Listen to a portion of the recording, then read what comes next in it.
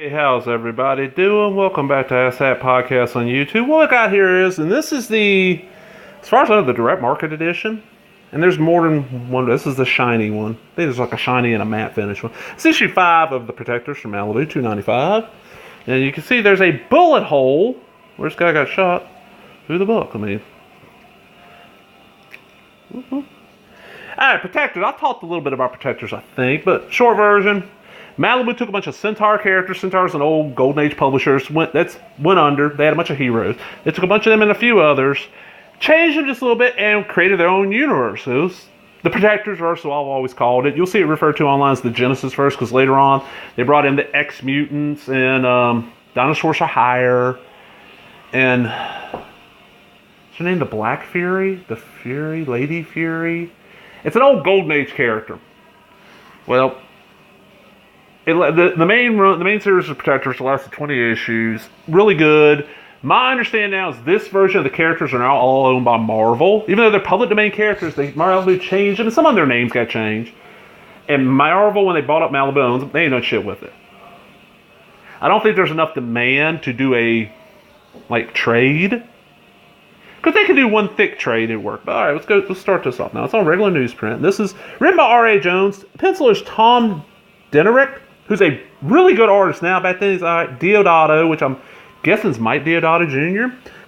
Does the inks. Clem Robbins does the letters. Tom Denerick and Mike Miller do the cover art. Colors is Albert Caleros, and the Malibu Pack Rats are the interior colors. Tom O'Connor is the interior color design. Ed Hendricks and Mark Christie are the separations.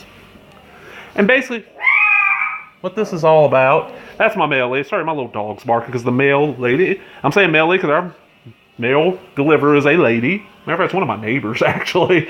Just pulled up to drop off her mail. And you got, this is the Man of War. This is Mr. Monday, if I remember right. Let's see. Mr. Monday, he was their big villain for the first few issues. And you see, the whole goes through the entire book. And there's the team. And the art's not horrible, but it's not great. And what I think killed this is first thing, especially back then, it was hard to get a hold of this Golden Age stuff. So people didn't really know these characters. I mean, now you can just download them.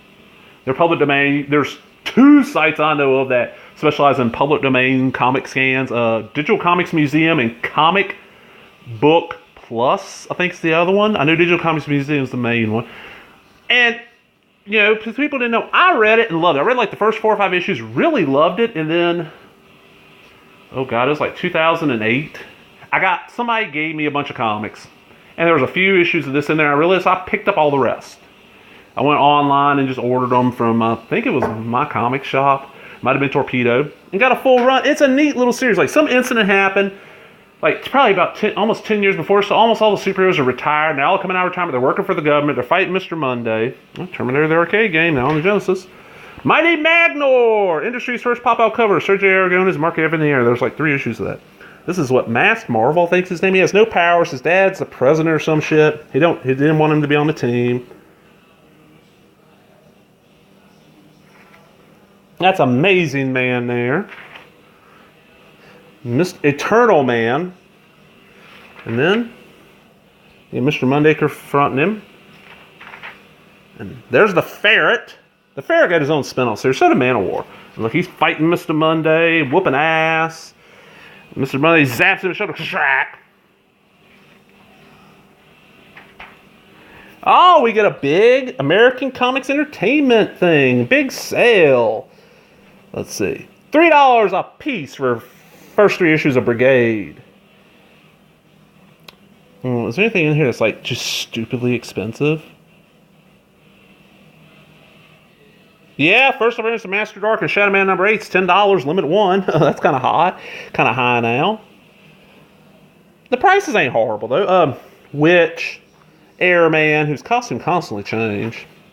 And let's see, he's getting the shit beat out of him. For the love of God, end it! That's exactly what I intend to do, boy. And see, he's walking up on him, and they're watching this.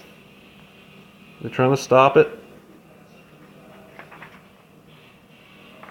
Monday rules, and there he is dead. I would have worked out where one of the pages that bullet hole worked perfect. And there was another comic at the time. I don't know if it ever actually came out. It's all kinds of back issues from Malibu. Dinosaurs for Hire by Tom Mason. Fan Awards. There was another comic book. I don't know if it came out. It was advertised. And it was like some kind of horror anthology from a little smaller company. And they promised to personally shoot every copy of it with a pistol. Yeah. Like I said, I don't know if they came up with this. Is a neat cover idea. It just, the series didn't take off. If you like just interesting, slightly different than normal superhero stuff, check out The Protector. You can find this shit cheap. I mean, I know for a while there, all the issues besides like the last 2 or 3 were $1. You find them in the cheap bins, $1, something like that. And the last couple, because the print runs were just lower, they're a little bit harder to find. They know the only people really looking for the last year are the ones trying to complete them. So like, okay, we're going to charge you $3 or $4 for some of these. It happens. Great little series. It's forgotten now. I wish it wasn't. Hope you enjoyed the video, and if you did, give me a thumbs up. Subscribe for comments. What's a series from the 90s boom that just kind of fizzled out? Nobody talks about that you're a fan of, Hell, somebody out there might be a fan of, Team Anarchy. If you are, I can hook you up with the guy that created them. I know that person fairly well. Stuff like that. All right, talk to everybody later. Bye-bye.